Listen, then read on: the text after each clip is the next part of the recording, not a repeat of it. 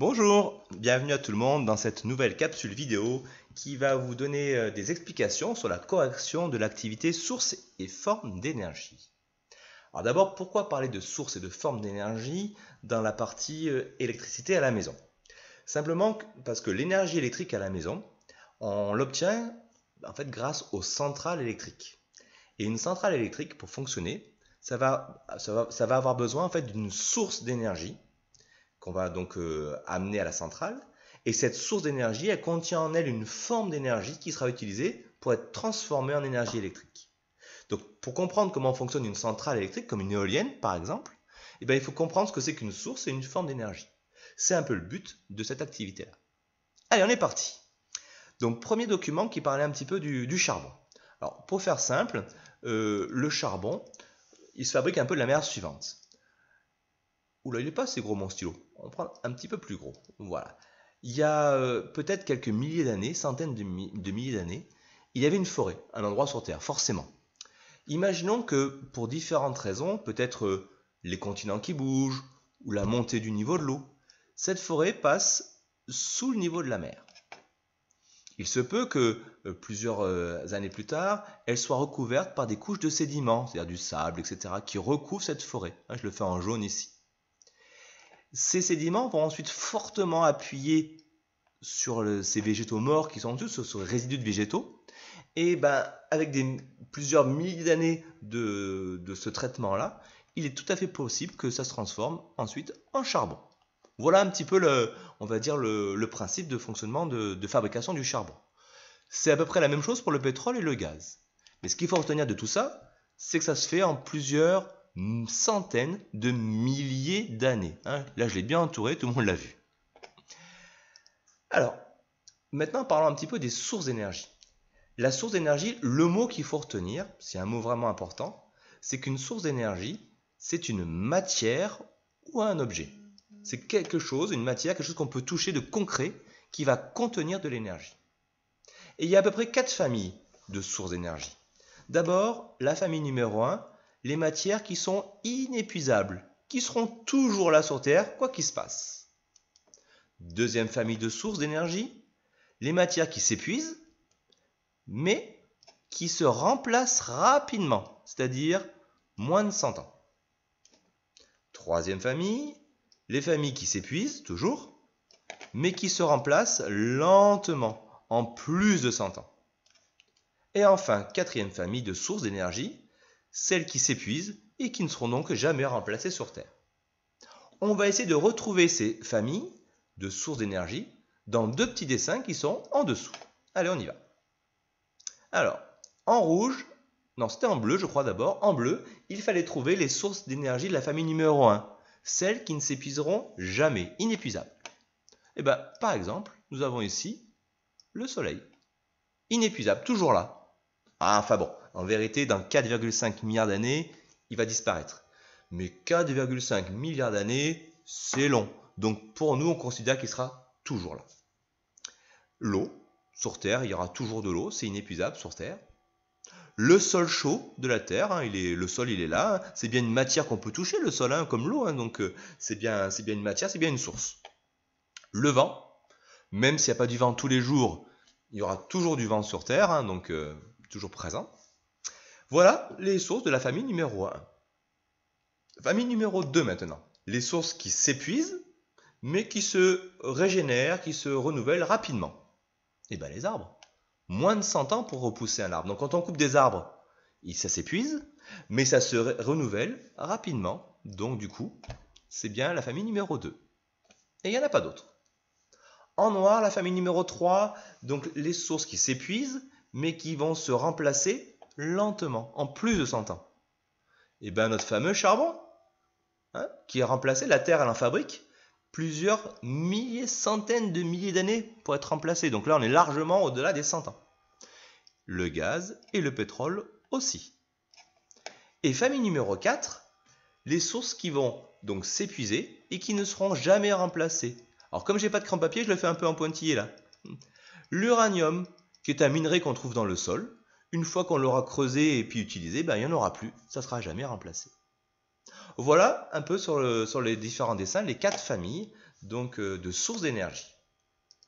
Alors, les sources d'énergie, il y a une définition qui est importante. Elles peuvent être renouvelables ou non renouvelables. Donc il faut absolument connaître la famille d'une source d'énergie qui est renouvelable. Pour être renouvelable, une source doit avoir un des deux critères. Soit elle est inépuisable, soit elle s'épuise, mais se régénère en moins de 100 ans, sur une vie d'homme à peu près. Ce n'est pas les deux critères en même temps, hein, c'est l'un ou l'autre. Ouh, il est joli mon ou, l'un ou l'autre. Donc, sachant ça, maintenant, les familles qui correspondent à ça, c'était les familles numéro 1 et 2, dans notre schéma au-dessus. Hein. La famille numéro 1, c'était inépuisable, donc la famille numéro 1, c'était ce critère-là. Et la famille numéro 2 s'épuise, mais se renouvelle rapidement, c'était celui-là. D'accord? Du coup, on peut remplir dans le tableau, ici. Donc, les sources qui étaient renouvelables, famille 1 et 2, le soleil, le vent, l'eau, le sol, et la biomasse. Biomasse, c'est le nom scientifique pour parler des végétaux. Et ensuite, donc, les sources d'énergie non renouvelables, donc c'était les familles 3 et 4, charbon, gaz, pétrole, et l'uranium. Et donc, le charbon, il n'est pas mis en source d'énergie renouvelable, bien qu'il se renouvelle, hein, ça se régénère, mais en 500 000 ans environ. Donc on est largement au-delà du critère des 100 ans. C'est pour ça qu'il n'est pas dans la famille source d'énergie renouvelable. Voilà, j'espère que c'est clair pour l'instant. On continue. Alors, les sources d'énergie, elles contiennent en elles de l'énergie. Et cette énergie qu'elles contiennent, elle peut prendre 3 formes différentes. Pardon, pas 3 que je raconte, 7 formes différentes. Ces 7 formes d'énergie différentes, ce sont électriques, chimiques, rayonnantes, thermiques, nucléaires, de position et de mouvement.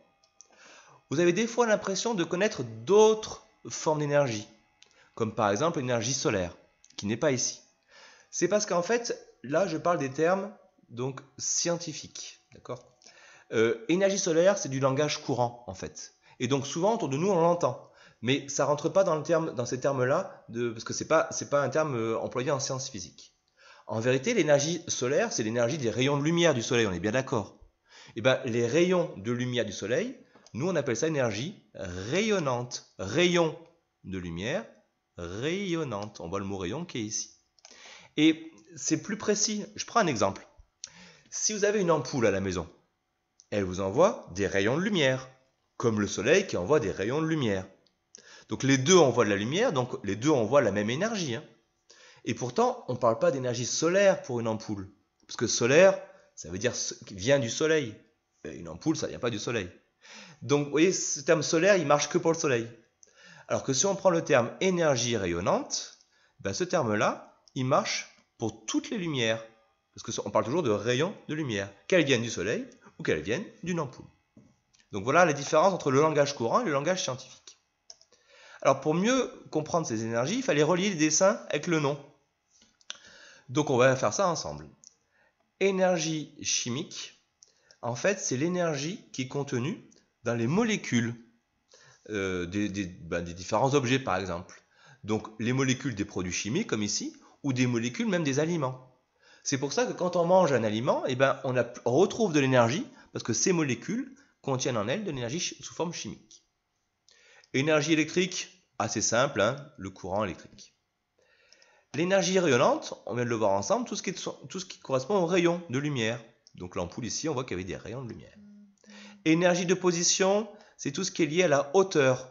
Plus on monte, on change de position en hauteur, plus on a d'énergie. D'ailleurs, si on tombe de là, on se fait un petit peu mal. Si on tombe de là, on se fait très mal. Parce qu'on avait plus d'énergie quand on était en hauteur, donc la chute est plus dure, fait plus mal. On continue, énergie thermique, c'est l'énergie qui est liée à la chaleur. Le thé est si chaud. Énergie nucléaire, alors là c'est un peu compliqué, c'est l'énergie qui se trouve à l'intérieur des noyaux des atomes. Bon, atomes, on verra ça en 4e, noyau d'atomes, on verra ça en classe de 3e. Donc pour l'instant, cette énergie-là, il n'est pas beau mon 3e, hein. Voilà, cette énergie-là, on le laisse en attente pour la 3e. Et enfin, énergie de mouvement, donc tout ce qui est lié en mouvement. Ici, on voit que la voiture, elle est bien en mouvement, donc elle a une certaine énergie. Bon, il y a plein de belles couleurs. On va essayer d'utiliser tout ça maintenant. Alors, on y va, on continue. Ici, vous aviez le principe de fonctionnement d'une éolienne. Bon, c'était relativement simple, hein, je pense. Hein. Donc, le vent fait tourner ici, hop, dans le bon sens, fait tourner l'hélice, la pale. Et ensuite, cette pale, elle est reliée ici à ce qu'on appelle l'alternateur qui va fabriquer l'énergie électrique. Voilà à peu près le résumé du document. Dans le document numéro 3, on vous parlait de ce qu'on appelle un convertisseur d'énergie. En fait, c'est une manière de faire un petit schéma pour expliquer comment l'énergie est convertie. Donc, souvent, quand un objet va transformer une énergie, eh ben, il y a une énergie qui rentre. Oula, il est trop gros mon stylo. Hop, je recommence. Voilà. Quand il y a une énergie qui rentre dans un appareil, elle peut ressortir sous une autre forme. Vous voyez, on avait la forme rayonnante et là la forme électrique. Et ben, ce qu'il y a au milieu, ici, on appelle ça le convertisseur d'énergie. C'est pour dire qu'il va transformer. Convertir, c'est transformer une énergie. Et donc là, le panneau photovoltaïque, qui est ici, il reçoit l'énergie rayonnante du soleil et il la transforme en énergie électrique. Voilà, c'était un peu pour vous dire le fonctionnement de ce type de schéma-là. Alors maintenant, il fallait compléter un tableau avec tout ça. Vous allez voir, rien de très difficile.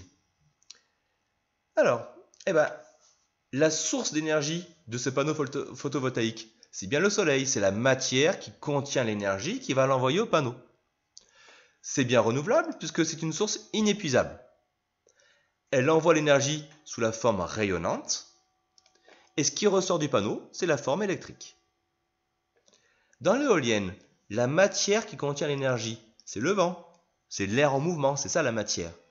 Et elle donne son énergie, d'accord, sous forme mouvement, qu'on voit ici.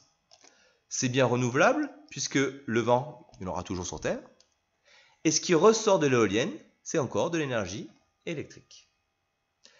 Si on fait un petit schéma pour l'éolienne, d'accord, ce qui rentre, c'est l'énergie de mouvement, d'accord.